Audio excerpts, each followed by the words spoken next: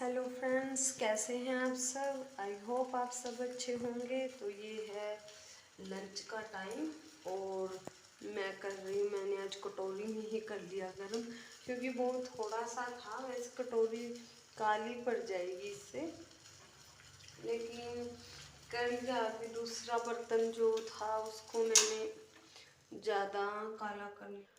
तो आज बनेगा फिर से हरा कद्दू, क्योंकि ये मुझे मेरे पड़ोस की एक आंटी ने दिया है, तो तभी मुझे बनाना पड़ेगा। वैसे तो नहीं बनाना था मुझे, मैं कुछ और बना लेती। तो चलिए बना लेते हैं इसी को।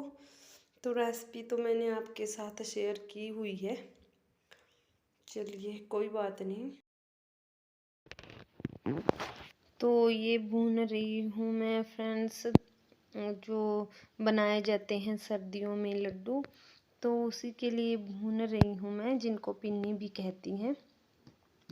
तो भून कर मैं इसको रख लूँगी।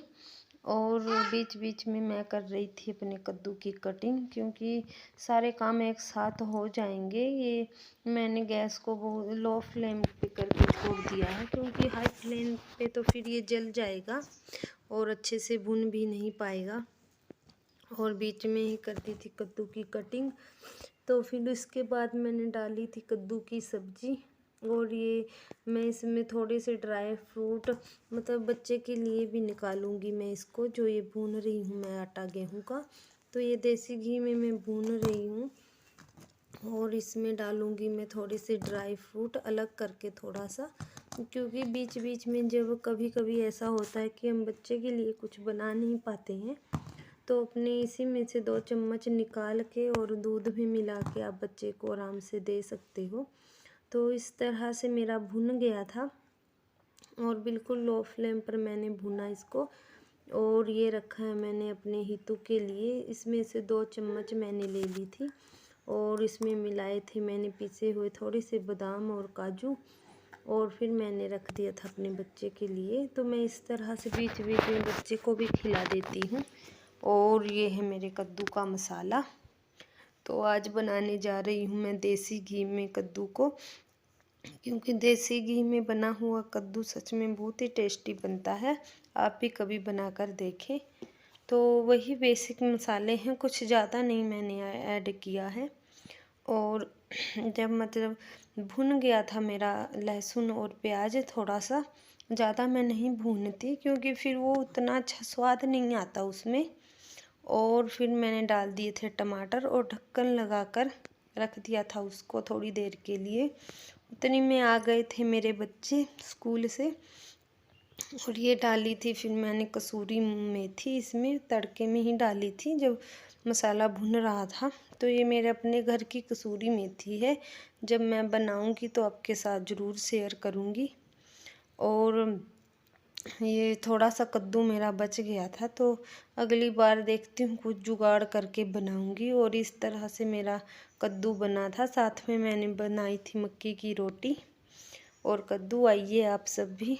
और ये है फ्रेंड्स 3 साढ़े 3 बजे का टाइम, सॉरी 4 बजे का टाइम है। 3:30 बजे तो बच्चे आए थे स्कूल से। और उसके बाद मेरी बड़ी बेटी ने बनाई थी चाय, और बना लेती है वो भी। फिर मैं चली गई अपने किचन गार्डन में और लगाया मैंने सारे पौधों को पानी। और पानी देने के बाद मैं घर पे आ गई थी। शाम को मैंने कुछ भी रिकॉर्ड नहीं किया वीडियो का। और ये है सुबह की चाय, मेरी हर्बल चाय, जो मैंने आपके साथ भी शेयर की थी। वही तुलसी वाली, अदरक तुलसी और अजवाइन डालकर जो बनाती हूँ, क्योंकि बच्चों के लिए फिर ठीक रह जाती है और ठीक छोटा बच्चा भी है घर में। और सारा काम होने के बाद मैं लग गई हूँ अपनी किचन की साफ़ सफाई में। और बीच में ही मेरा ही तो लग गया है आज रोने, क्योंकि वो नहीं करने देगा आज एडिटिंग। तो बीच में मैंने करी थी सफाई सारे किचन की और टाइल्स की, क्योंकि अलग से तो मुझसे हो नहीं पाती है। बच्चे के साथ में करना बहुत मुश्किल है। जब मुझे टाइम लगता है तो मैं साथ में ही टाइल्स की भी सफाई कर देती हूँ, क्योंकि फिर ये काली होने लगती हैं और अच्छे से साफ़ भी नहीं होती। तो मैंने पहले आगे की टाइल्स को साफ़ किया और फिर जो पीछे लगी हैं रसोई में तो उनको कर दिया था। उतने में मेरी बेटियां हो रही थी स्कूल के लिए रेडी। मैंने सोचा कि चलो कर देते हैं। फिर तो मेरा हितू हिलने नहीं देता मुझे जब तक सोता नहीं है, और उतने में ही मैंने मोटा मोटा सा कर दिया था साफ़। तो ये है फ्रेंड्स मेरा किचन वेस्ट, और मैं बनाती हूँ इससे खाद पौधों में देने के लिए, जिससे मेरे पौधे बिल्कुल हरे भरे और फल फूल देने वाले रहते हैं। तो उनमें फ्रूटिंग भी बहुत अच्छे से हो ही रहती है। ऐसे तो मैं अलग से कभी बना नहीं पाती हूँ इसको, तो मैं गोबर के अंदर ही इसको मिला देती हूँ। जैसे कच्चा गोबर मैंने ला के रखा है, तो ऊपर से इसको भी मैं उसी पे ही रख देती हूँ, और ऊपर से गोबर ला के इसके ऊपर रख देती हूँ, जिससे जब गोबर की खाद तैयार होगी तो इसी में जो इसके पोषक तत्व हैं वो मिल जाएंगे, और अच्छे से जब मैं अपनी क्यारियों में दूंगी तो सारा मतलब जो भी है वो मेरे पौधों के अंदर आ जाएगा, और बिल्कुल नेचुरल तरीके से ये तैयार होती है। ज़्यादा कुछ नहीं है इसमें, बस लहसुन प्याज के छिलके हैं और सब्जियों के छिलके हैं, और इसी से बहुत अच्छी खाद बनकर तैयार होती है, और सारे न्यूट्रिशन जो हैं पौधों को मिल जाते हैं। तो उसके बाद मैं आ गई थी साफ़ सफाई फिर, और पूरी साफ़ सफाई करने के बाद फिर लग गई थी मैं कपड़ों की धुलाई में। और मेरा हितू सो रहा था इसलिए इतने काम हो गए, नहीं तो होते नहीं हैं, फिर वो रोता रहता है। और अभी सारे कपड़े कुपड़े जो थे वो समेटे मैंने, और बेड की चादर जो है वो भी काफ़ी दिन हो गए थी उसको, 3 से 4 दिन हो गए शायद। तो वो मैंने जल्दी जल्दी में बदली, और फिर अपने बच्चे को उसी पर सुलाकर आराम से, और फिर आ गई थी बाहर।